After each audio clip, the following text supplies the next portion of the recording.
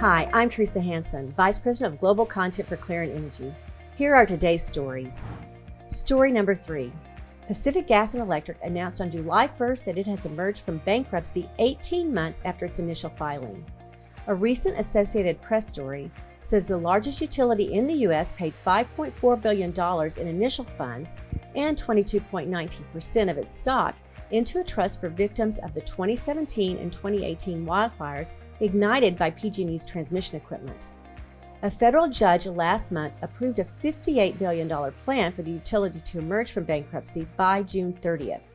This cleared the way for PG&E to begin paying out $25.5 billion for losses caused by the fires. Bill Smith, PG&E's interim CEO, said the company's emergence from Chapter 11 is just the beginning of PG&E's next era, which will include a fundamentally improved company and the safe, reliable utility that PG&E customers, communities, and Californians deserve. PG&E is searching for a new CEO to replace Bill Johnson, who stepped down on June 30th after just 14 months on the job. You can read the entire story on Power Engineering's website at power-eng.com. That's it for me today. I'll turn it over to Jen Runyon. Stay safe and healthy, everyone. Hi, everyone. Story number 2.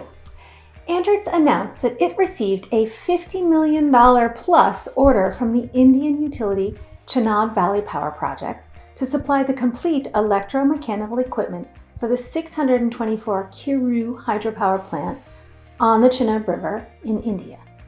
The order comprised the supply, design, manufacturing, erection, testing, and commissioning of 4 units, turbines, and generators, plus auxiliary equipment, electrical and mechanical equipment. Andritz said the contract will be executed by its Indian subsidiary. The Rana River Kiru hydropower plant addresses the energy deficiency in the northern part of India, and it's going to bring clean, renewable energy to that rural area and enable industrial development in the region. You can read that whole story at hydroreview.com. Story number 1.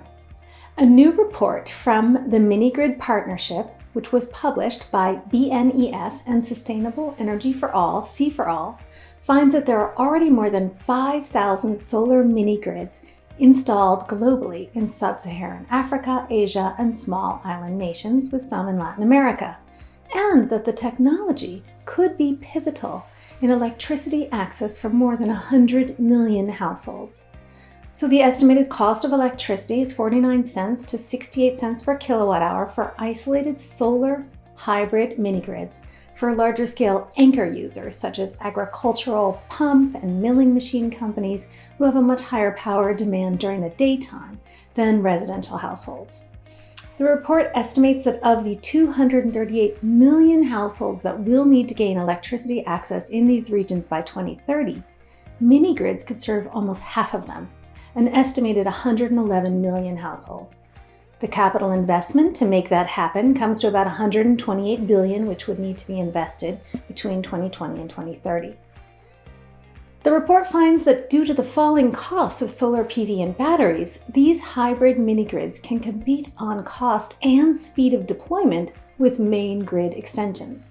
Grid extension is still the predominant approach for providing electricity access in remote areas. However, the areas that the main grid can reach more economically than off-grid alternatives are slowly being exhausted. And in some places, the incremental cost of adding new rural customers via this route is becoming prohibitive. You can read that whole story, including some of the challenges to bringing those mini-grids to those areas, at renewableenergyworld.com. And in case you haven't seen yet, we have postponed HydroVision to June of 2021. The event will take place in Portland, Oregon.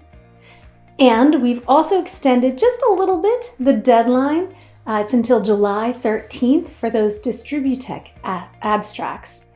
Be sure to submit your speaking idea at distributech.com. That's all I have for you today. Thank you for watching.